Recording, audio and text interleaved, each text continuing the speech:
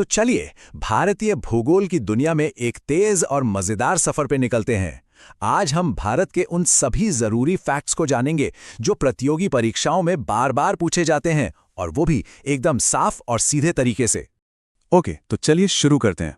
सबसे पहले भारत के बेसिक डायमेंशंस को समझते हैं, मतलब भारत कहाँ से कहाँ तक फैला हुआ है। ये टेबल देखिए, ये भारत के स्केल को बहुत अच्छे से दिखाता है।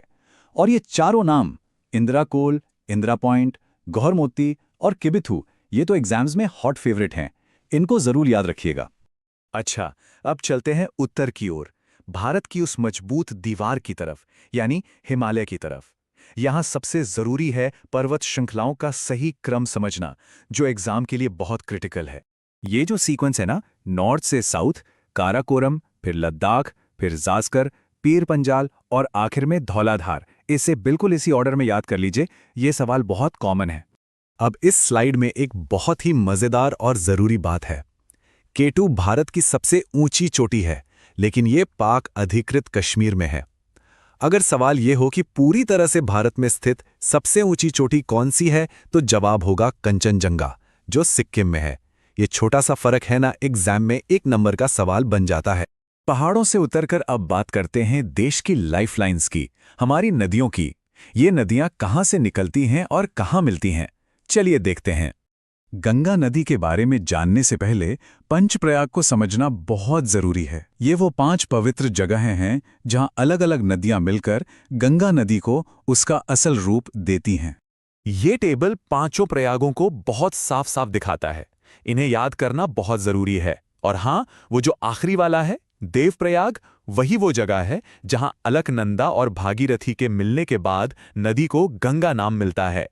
ये एक क्लासिक एग्जाम क्वेश्चन है, लेफ्ट बैंक और राइट बैंक ट्रिब्यूटरीज। इसे याद रखने का एक बहुत आसान तरीका है। बस ये सोचिए कि आप नदी के बहाव की दिशा में मुंह करके खड़े हैं। जो नदियां आपके लेफ्ट साइड से आकर मिलेंगी वो लेफ्ट बैंक, और जो राइट साइड से वो राइट बैंक। सिंपल।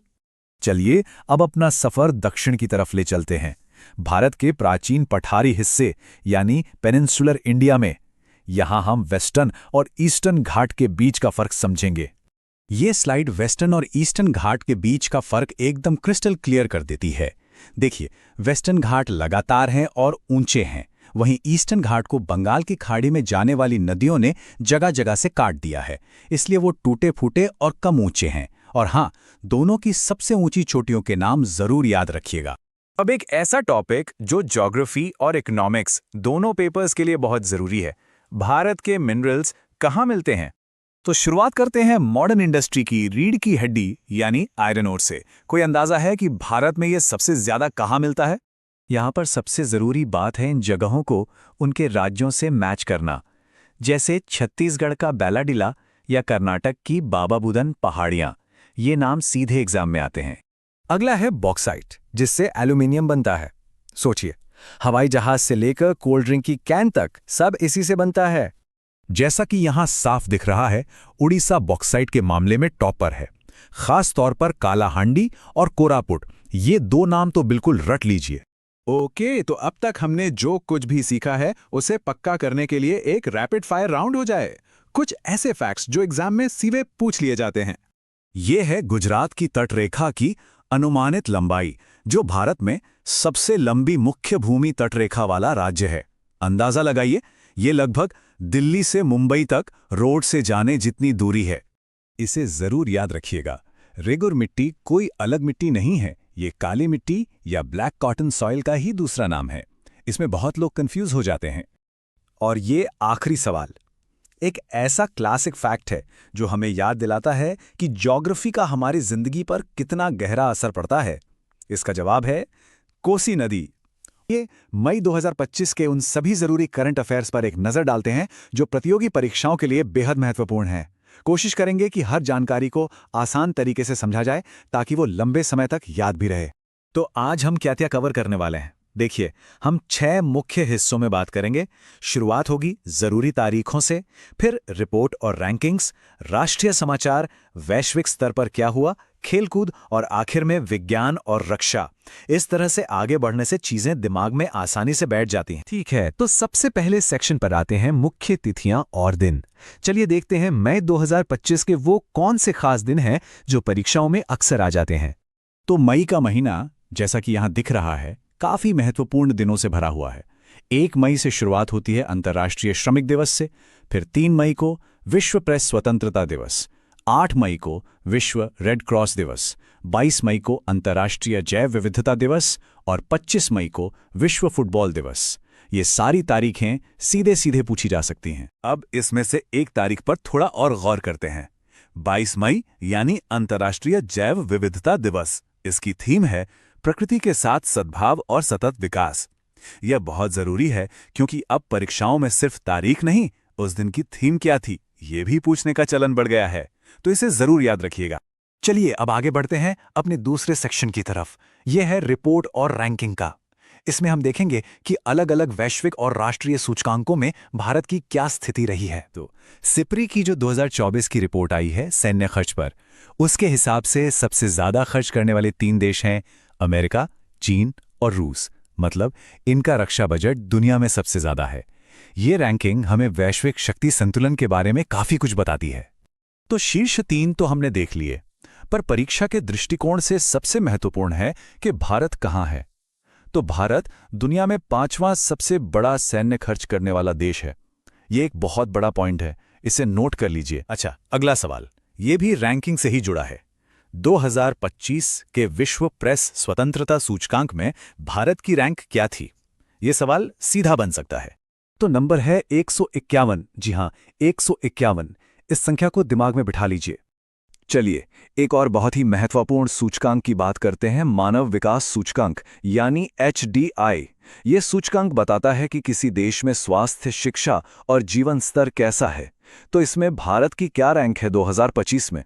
तो 193 देशों में से भारत 130वें स्थान पर है। और नंबर 1 पर कौन है? वो है आइसलैंड।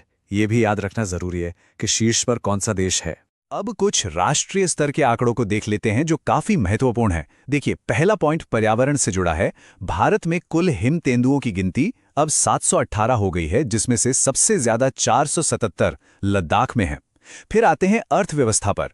2024-25 में कुल FDI 81.04 बिलियन डॉलर रहा, जो 14% की वृद्धि है। सबसे ज्यादा FDI कहां से आया? सिंगापुर से। और किस राज्य में सबसे ज्यादा आया? महाराष्ट्र में। ये सारे पॉइंट्स अपने आप में एक एक सवाल हैं। ठीक है, अब चलते हैं तीसरे सेक्शन की तरफ, राष्ट्रीय समाचार सारांश। यहां हम देश के अंदर की बड़ी खबरों, नियुक्तियों और नई पहलों को देखेंगे। तो 2 बहुत ही महत्वपूर्ण राष्ट्रीय नियुक्तियां हुई हैं। BR गवई भारत के 52वें मुख्य न्यायाधीश बने हैं। नंबर याद रखिएगा, 52वें। और दूसरी तरफ CBI के नए निदेशक हैं प्रवीण सूद। दोनों ही नियुक्तियां बेहद महत्वपूर्ण हैं। अब ये टेबल देखिए, ये MSP के नए रेट्स के बारे में है। सरकार ने 14 फसलों के लिए नया MSP घोषित किया है। धान, तूर दाल, इन सब के रेट्स हैं। लेकिन जो सबसे ज्यादा ध्यान देने वाली बात है वो है राम तिल। उसकी MSP में सीधे 820 रुपए की बढ़ोतरी हुई है। ये काफी बड़ी वृद्धि है। अब ये देखिए, ये प्रथम वाली सूची है। ऐसे पॉइंट्स परीक्षाओं में बहुत पूछे जाते हैं। जैसे केरल कक्षा 10 के लिए रोबोटिक्स शिक्षा को अनिवार्य करने वाला पहला राज्य बन गया है। मिजोरम भारत का पहला पूर्ण साक्षर राज्य बन गया 98.2% साक्षरता के साथ। मध्य प्रदेश ने भारत की पहली AI संचालित वन अग्नि चेतावनी प्रणाली लॉन्च की है। और अरुणाचल प्रदेश में पूर्वोत्तर का पहला भूतापीय उत्पादन कुआं खोदा गया है। हर पॉइंट एक संभावित सवाल है। चलिए अब देश से निकलकर दुनिया की खबरों पर चलते हैं। देखते हैं वैश्विक स्तर पर क्या महत्वपूर्ण नियुक्तियां और घटनाएं हुई। तो सबसे पहले सिंगापुर। यहां नेतृत्व में बदलाव हुआ है। लॉरेंस वोंग को नया प्रधानमंत्री नियुक्त किया गया है। भारत के लिए सिंगापुर एक महत्वपूर्ण साझेदार है, इसलिए यह नियुक्ति भी जरूरी हो जाती है। और यूरोप में जर्मनी के नए चांसलर बने हैं फ्रेडरिक मर्स। तो ये 2 बड़े अंतर्राष्ट्रीय नेताओं के नाम हैं जो हमें पता होने चाहिए। अब आते हैं एक तेज रफ्तार सेक्शन पर, खेल, पुरस्कार और संस्कृति। चलिए देखते हैं यहाँ क्या क्या मुख्य बातें हैं। और ये एक बहुत बड़ी खबर है, खासकर साहित्य के क्षेत्र में। अंतर्राष्ट्रीय बुकर पुरस्कार 2025 इसे जीता है बानू मुस्ताक ने, जो कि भारत से हैं। उनकी किताब का नाम है हार्ट लैम्प। एक और जरूरी बात यह है कि ये उनके मूल कन्नड़ उपन्यास यदयल हंदाते का अंग्रेजी अनुवाद है। तो लेखक, किताब का नाम और मूल भाषा तीनों चीजें महत्वपूर्ण हैं। खेल सेक्शन में भी काफी कुछ हुआ। 7वें खेलो इंडिया यूथ गेम्स जो बिहार में हुए, उसे जीता महाराष्ट्र ने। पहले खेलो इंडिया बीच गेम्स जो दीव में हुए, उसमें मणिपुर विजेता रहा। नीरज चोपड़ा ने दोहा डायमंड लीग में रजत पदक हासिल किया। और एक कमाल की उपलब्धि, गीता सामोता माउंट एवरेस्ट पर चढ़ने वाली पहली CISF महिला बन गई हैं। ये एक रिकॉर्ड है। और चलिए अब हम आ गए हैं अपने आखिरी सेक्शन पर, विज्ञान, रक्षा और तकनीक। देखते हैं इस क्षेत्र में क्या नए विकास हुए हैं। प्रोजेक्ट कुशा का नाम जरूर याद रखें।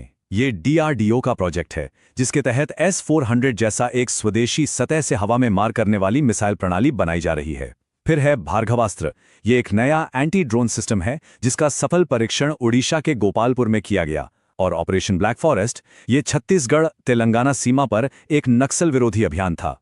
तीनों ही रक्षा और आंतरिक सुरक्षा के लिए बहुत अहम है। ये थे मई 2025 के कुछ सबसे महत्वपूर्ण तथ्य। हमने अलग अलग विषयों पर बात की, लेकिन आखिर में एक सवाल पर सोचते हैं। एक तरफ शासन में AI का इस्तेमाल बढ़ रहा है, दूसरी तरफ हम नई नई रक्षा तकनीकें बना रहे हैं, और तीसरी तरफ वैश्विक मंच पर भारत की उपस्थिति भी बढ़ रही है। क्या इन सबके बीच कोई सामान्य धागा है, कोई ऐसी चीज जो इन सबको आपस में जोड़ती हो? इस पर सोचना इन अलग अलग तथ्यों को एक साथ समझने में मदद कर सकता है।